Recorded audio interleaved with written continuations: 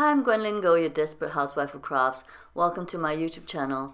Today I'm going to show you how I watercolored a digital stamp from Hero Arts that comes from A to Z scrapbooking. I'm also very happy to announce that I'm now on the design team for this company. A to Z scrapbooking is an online store that can be found on Etsy. It sells mainly Hero Arts products but has now added Sugar Tree digital stamps also. They're also the exclusive distributor of Hero Arts digital stamps, which means that you can only get Hero Arts digital stamps on their in their shop.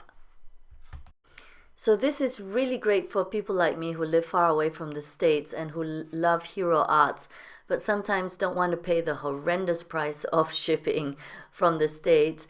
Now I can just download stamps from the company that I like, from A to Z scrapbooking.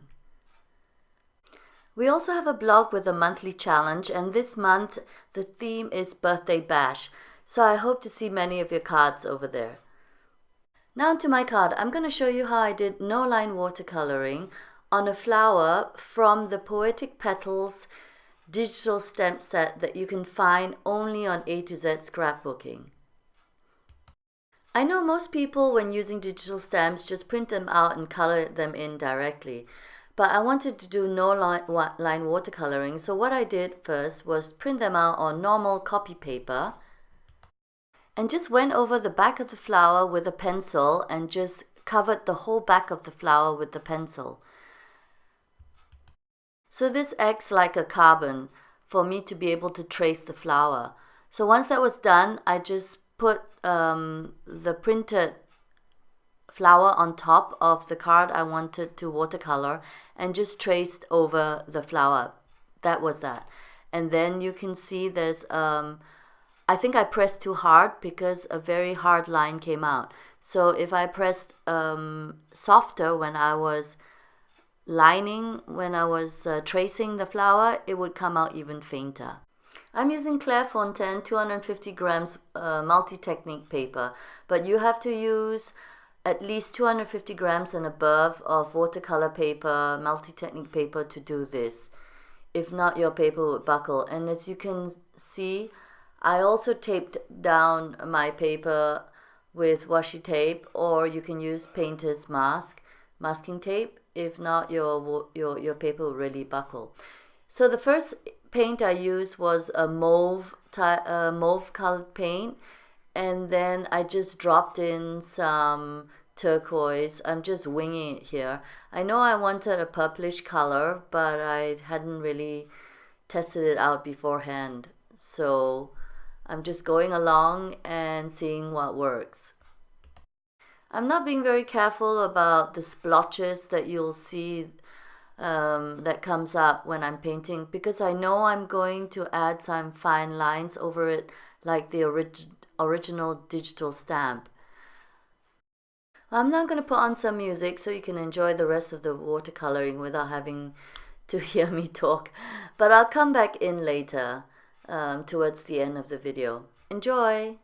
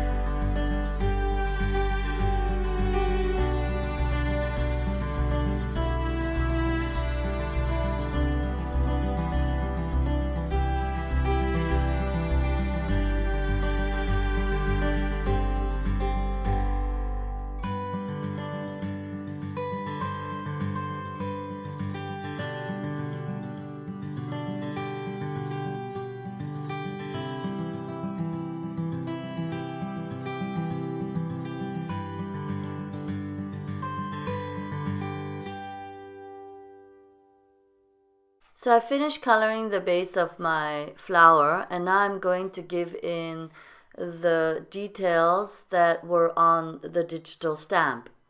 So I'm going to mix in my colors. I think I'm going to go for a deep violet.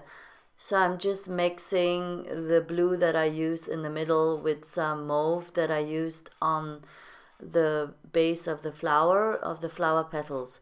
So this is a digital stamp, and I'm going to use it as a template to put in the fine lines. So I'll put on some more music while I do this and come back in later.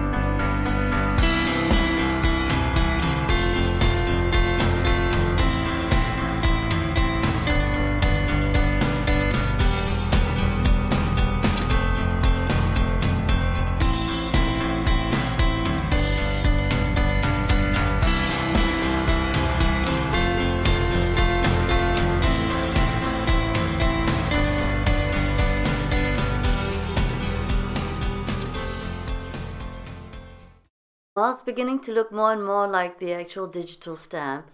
I love how with the help of the template of the digital stamp, it was so easy to give the accents of the flowers in the right places and the creases. I didn't have to think about where I needed to add texture to this flower because I just followed the template of the digital stamp that I printed. I will add a link to where you can find this digital stamp on A to Z scrapbooking in the comments below this video. I'm using Winsor and Newton watercolors, by the way, and I really love them. You have to use a very fine brush to do this. I'm using a number 2 brush from the Vinci Maestro series. And you can also do this with a marker or color pencils, which would probably be easier, but I only brought my watercolors with me to Madrid, where I'm on holiday at the moment, and it gives me an opportunity to practice my fine line painting, and I think I'm quite happy with it. So I'm now adding the last touches to the painting. Never be afraid to add a darker color to accentuate the creases, because that really brings out the whole movement, texture of the flowers, I think.